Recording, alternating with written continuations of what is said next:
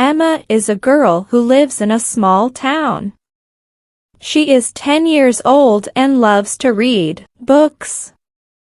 Emma has many books at home. Her favorite books are about animals and adventures. Every Saturday, she goes to the library to find new books. One Saturday, while Emma is in the library, she sees a new girl sitting at a table, looking sad. Emma decides to say hello. "Hi. My name is Emma." "What's your name?" she asks. The girl looks up and smiles a little. "I'm Lily," she says softly.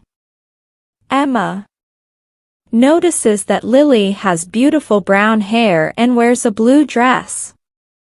Emma and Lily start talking. Emma learns that Lily just moved to the town. She is new at school and feels lonely. "I don't have any friends here," Lily says. Emma feels sad for her.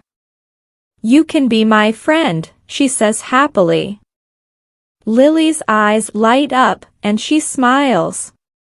"Really? I would like that." Emma invites Lily to join her in choosing books.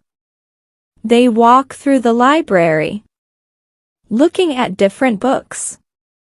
Emma shows Lily her favorite stories about animals.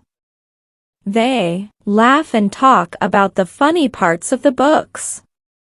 Emma feels happy to have a new friend.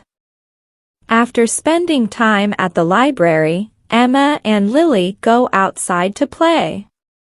They find a big green park with a playground.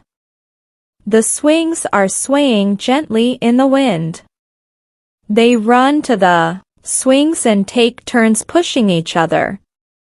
They laugh as they swing higher and higher, feeling the cool breeze on their faces.